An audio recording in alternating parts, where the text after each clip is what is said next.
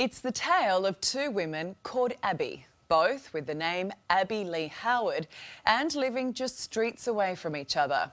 But they couldn't be more different. One is copping the rap for the other's crimes, and she's over it. Both of our names are Abbie-Lee Howard. Was it ever a problem for you? No. Very weird. Very coincidental, not in a good way. Bizarre. I have no idea, to be honest. It's very strange. I've never heard anything like it before. What are the chances of two women named Abbie-Lee Howard living in the same coastal town with the same mother's names and physical similarities? Well, that's exactly what happened here in Foster, New South Wales. And now it seems authorities are struggling to differentiate the two, and it's become a problem for one Abbey. This is Abbey with an IE-Lee Howard. And this is Abbey with an EY middle name Lee Howard. They're two very different people, but authorities seem to think they're one and the same. Almost 3 years I've been having to deal with this. So, and it's enough. I'm done. Abbey believes their identities mistakenly merged on paper after she moved to Foster. The other Abbey lived there most of her life and was well known in the area. I was applying for numerous houses and was getting rejected, and I couldn't understand why, because I've always had a good rental history. It turned out that her name was so bad in the area that they were declining me straight up without even realising that I was somebody else. When she stayed at a local motel, she wasn't met with a warm welcome either. They say, oh, you've been here before, in that type of tone, and I've never been there before. So he is then thinking that I'm that person. So again, embarrassing. Abbey thinks the fact they both have dark hair and tattoos doesn't help. She's worried about her reputation because of your previous criminal history. My history's not that bad. The younger Abbey has a checkered past. In February 2020, she stole shorts from Sport First Foster. Here she is on CCTV stuffing them into her shorts. Owner Kerry Griffiths hasn't forgotten and says Abbey's still banned. Yeah, we've got a few light-fingered people on our wall, and she's one of them. She challenged us that she didn't give us permission to put her on our wall. I didn't give her permission to steal her clothes. 2 months later, she was caught with cocaine, heroin and meth. In November that year, she stole this golf cart using scissors and took it on a joyride with a friend. Here they are cruising along the footpath of Foster Tuncurry Bridge before police caught up with them. The next month, she stole a rental car, and when she was caught behind the wheel, a drug test revealed she was on meth.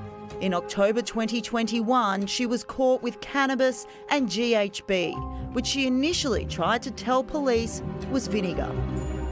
That's my information. So you could imagine innocent Abbey's surprise when she got a list of those charges in the mail addressed to her. I was shocked. I was completely shocked. There was, I think it was larceny, there was DUI, there was prohibited drugs, 4 counts, like numerous things. Since then, things have got worse for innocent Abbey. Her licence has been suspended several times and her registration cancelled amid the mix-up. Hi, my name's Abbie Howard. I've called Revenue 6 times in the last few years to lift suspensions or deal with my registration. So the rego was one thing. I think there was 4 or 5 times that I've had to fix my licence to be able to drive. And if you go to the police station, you bring up her record, my licence is actually pictured on her record as well as hers. It's a case of mistaken identity that Abbie struggles to repeatedly explain to police, the courts and the New South Wales government. Initially, it's a bit, it's like they don't believe me. I'm not the person that should have copped all of this, no.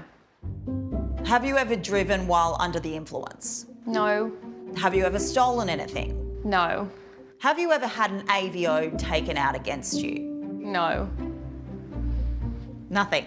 No. I try and keep to myself. I have my work, my children. Has this ruined your reputation? Well, in a way it has, yes. And then my future as well. If I was to get a job where I needed a clean record, which that's where I'm looking at going, it's all on my record. Suspension lifted, suspension lifted. The other Abbie says it's certainly not her fault. No, I've only ever lost my licence once, and that was obviously due to whatever it was for, but no, I pay my fines, I pay them off fortnightly, otherwise I wouldn't be able to hold my own licence. She also got a registration cancellation. I don't own a car, so Right, so I don't know how she's got that. that's odd. I haven't owned a car for a couple of years now. Have you noticed her name on any of your court papers before? There has been a few spellings on the court registry list. They have spelt my name Abbie-Lee. So, but that's only been once or twice. She's in a situation where, you know, she keeps getting mistaken for being you. Have you ever been mistaken for being her? No, this is the first thing I've heard of it. What would you say to authorities who have got this wrong and can't seem to get it right? Fix the issue. It's not that hard. The spelling's different, we look different, our birthdays are obviously different. And how come she keeps getting mistaken but I don't?